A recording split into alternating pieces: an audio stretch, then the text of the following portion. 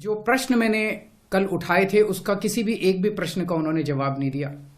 उन्होंने केवल मुझे गाली गलौज किया है, केजरीवाल भ्रष्ट है, केजरीवाल ये है, केजरीवाल ऐसा है, केजरीवाल वैसा है। पाकिस्तान, बांग्लादेश के लोगों को हमारे देश में लाके बसाना चाहते हो, उनको नौकरियां कहां से दोगे? उनके लिए नौकरियां कहां से आएंगी? पहले अपने बच्चों के लिए तो नौकरी का इंतजाम कर लो। वहां बहुत गरीबी है, उनके पास रोजगार नहीं है। भारत में आना और भारत की नागरिकता मिलना उनके लिए तो बहुत बड़े सपने की तरह है। कल मैंने एक प्रेस कॉन्फ्रेंस करके ये समझाया कि सीए कैसे देश के लिए बेहद खतरनाक कानून है और इसे वापस लिया जाना चाहिए। आज सुबह माननीय गृह मंत्री श्री अमित शाह जी ने, जो कल मैंने प्रेस कॉन्फ्रेंस की थी उसके ऊपर उन्होंने बयान जारी किया है, उसी का जवाब देने के लिए मैं आज आपसे मुखातिब हो रहा हूं। मैंने उनका बयान सुना, माननीय गृह मंत्री जी का। अपने पूरे बयान में जो प्रश्न मैंने कल उठाए थे उसका किसी भी एक भी प्रश्न का उन्होंने जवाब नहीं दिया। उन्होंने केवल मुझे गाली गलौज किया है, केजरीवाल भ्रष्ट है, केजरीवाल ये है, केजरीवाल ऐसा है, केजरीवाल वैसा है। मुझे छोड़ दीजिए, मैं इंपॉर्टेंट नहीं हूं, देश इंपॉर्टेंट है। देश के 140 करोड़ लोग इंपॉर्टेंट हैं, उनकी बात करते हैं। मैं आपसे पूछना चाहता हूं कि आज हम पूरा देश मिलके, सारी सरकारें मिलके अपने देश के बच्चों को रोजगार देने में असमर्थ हैं।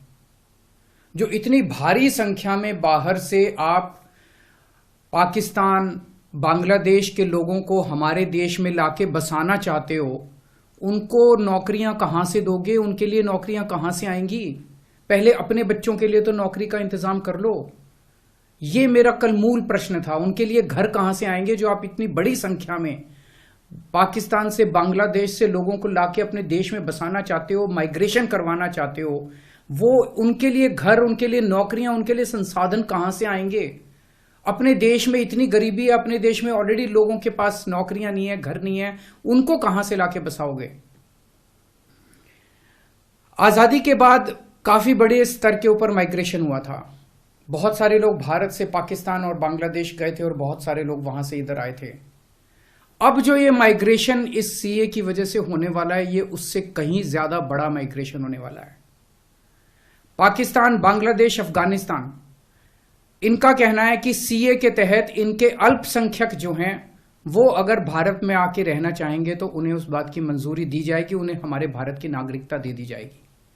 इन तीनों देशों में मिला के लगभग 2.5 से 3 करोड़ अल्पसंख्यक रहते हैं।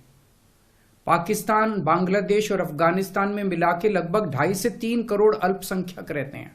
वहां बहुत गरीबी है, उनके पास रोजगार नहीं है। भारत में आना और भारत की नागरिकता मिलना उनके लिए तो बहुत बड़े सपने की तरह है।